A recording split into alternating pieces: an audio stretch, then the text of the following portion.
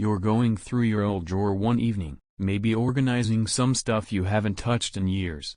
Suddenly, you notice an old coin, shiny, half-dollar sized, with President Kennedy's face on it. It reads 1982. You smile, flip it in your hand, maybe toss it in a pile, thinking it's nothing more than a 50-cent piece.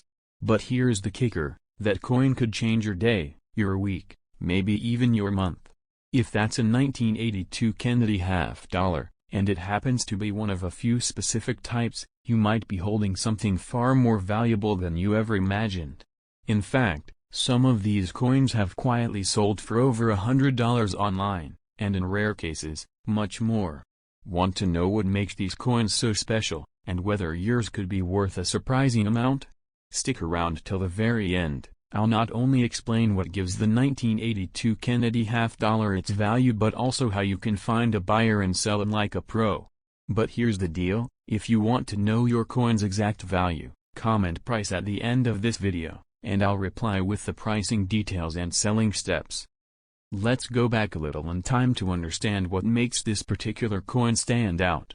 The Kennedy half-dollar series began in 1964, shortly after President John F. Kennedy's assassination. It became an instant collector's item and a patriotic symbol. Over the years, the U.S. Mint continued producing it, although by the late 1970s and early 1980s, its use in everyday transactions had greatly diminished. Most Americans simply didn't use half-dollars in daily life, so demand for circulating coins declined. In 1982, the U.S. Mint made a major change. It stopped producing Kennedy half-dollars for general circulation. That means no rolls of 1982 halves were sent to banks or grocery stores or used in vending machines. Instead, all of the 1982 Kennedy half-dollars were minted for collectors only. These were packaged in mint souvenir sets and sold through gift shops or by mail. But here is where it gets tricky, the mint didn't release any official mint sets that year. That's right, no government packaged mint sets were produced in 1982. Only these special souvenir sets, which were less widely distributed and often overlooked. Because there were no mint sets, fewer coins were preserved in pristine condition. That alone gives the 1982 Kennedy half-dollar a rarity factor. While millions were minted, only a relatively small portion survived in uncirculated or collector-worthy quality. Many ended up in circulation anyway, getting scratched, dinged, and tarnished over time. Now let's talk mint marks.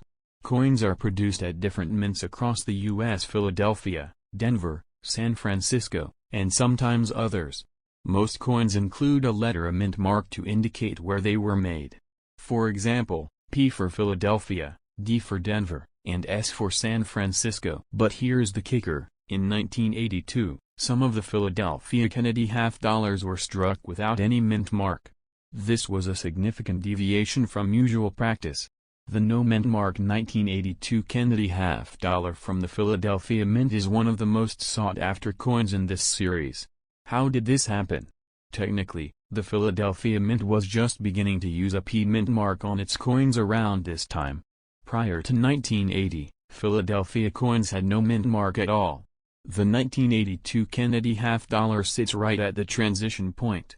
Some of the dies used that year didn't have the P, and because the coins weren't meant for wide circulation, these no mint mark pieces weren't immediately noticed. That meant they were mixed in with the others, quietly gaining rarity status. Collectors love anomalies like this, and they pay for them. Especially when combined with high-grade conditions. This means your coin can fetch more if it's free from scratches, discoloration, or signs of circulation. Then we have the famous NIFC variety. On the reverse side of every Kennedy half-dollar, just to the right of the eagle's tail feathers and below the olive branch, you'll usually find the tiny initials FG. They stand for Frank Gasparo, the designer of the reverse. But on a small number of 1982 Kennedy halves, those initials are completely missing. The cause? It's usually due to die polishing. During the minting process, a die was over-polished, and it erased the tiny FG detail. This subtle difference creates another rare variety. So now you've got potentially valuable 1982 Kennedy half-dollars with no mint mark and no FG, or both. Each of these variations can dramatically increase a coin's desirability and value among collectors. Let's break it down even further. Suppose you have a 1982 Kennedy $half with no mint mark, in uncirculated condition. That already puts it in a higher value range, around $15 to $30, depending on how flawless it looks. If it has no FG, the price goes up. Now you're potentially looking at $75 to $200, especially if it has been graded by a professional service and found to be in top condition. Now let's say your coin is slabbed and graded MS65 or higher, that's mint state 65, a near-perfect coin.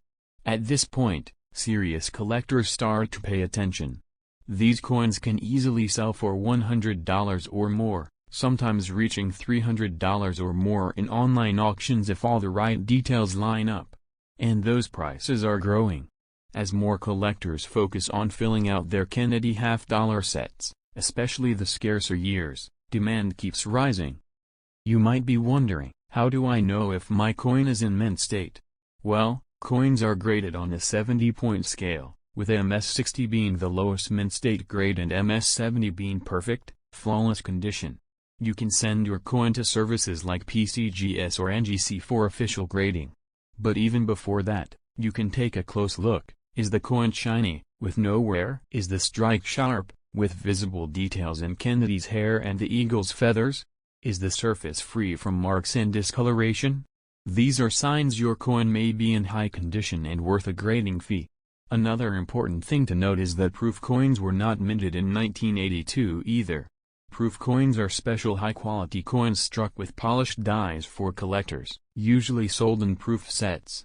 In 1982, because of the mint policy changes and limited souvenir set availability, no Kennedy $half were struck in proof that year, further limiting the high-quality supply for collectors. This creates an interesting supply-demand situation. You have a year where very few coins were preserved in perfect shape, and at the same time, collector demand remains strong for every year in the Kennedy series.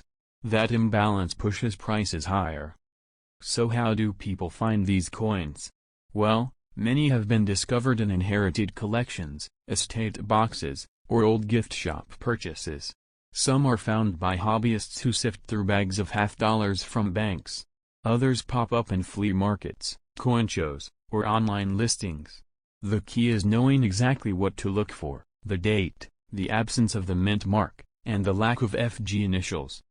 Let's talk about actual sales. There have been online auctions where high-grade 1982 Kennedy $half with the no FG error have sold for over $300. Uncirculated coins with no mint mark have hit $80 to $150, especially when certified. Even average uncirculated examples have consistently brought in $20 to $30 from interested buyers. Some collectors pay a premium for examples that are well-centered, with full luster and minimal bag marks. That's why preservation is key. Even the way you store your coin matters. Airtight holders, coin flips, and slabs protect your coin from environmental damage and keep its value high. Another factor to watch is market momentum. Right now, numismatics is experiencing a surge in interest, especially on social media platforms. Videos, reels, and shorts featuring rare coin finds have sparked a new wave of beginner collectors, eager to complete sets and chase rare varieties. That means more eyes are on coins like the 1982 Kennedy $half than ever before. And as demand rises, prices rise too. So let's say you found a 1982 Kennedy $half. What should you do next? First, examine it closely. Look for signs of wear. Check for a mint mark. Examine the reverse for the FG initials. If you're not sure what to look for, take a clear photo of the obverse and reverse and compare it to reference images online. If it looks promising, consider sending it in for grading. And if you're not ready for grading, that's okay too. There's still a market for raw coins in good condition. And now, the part you've been waiting for. What is this coin actually worth? I could give you ballpark numbers, but to truly know the value of your specific coin, its variety, condition, and market appeal, you need a tailored answer. That's why I encourage you to comment price down below. I'll respond directly and help you determine the actual value range based on your coin's features, and I'll guide you through where and how to sell it, whether you prefer online auctions, collector groups, or private buyers. The 1982 Kennedy $half is a sleeper, a coin that looks ordinary but holds potential hidden value. Whether it's the missing mint mark, the NIFC initials, or just being in exceptional condition, this coin deserves more attention. It could be in your pocket, a jar, or tucked away in a forgotten collection. Don't ignore it. Flip it over, look closely, and see what secrets it might hold. If you've enjoyed this deep dive into the 1982 Kennedy $half, give this video a like and subscribe for more rare coin insights. But more importantly, check your coins. You might already be holding something valuable. Comment price now, and let's find out what your 1982 Kennedy $half is truly worth.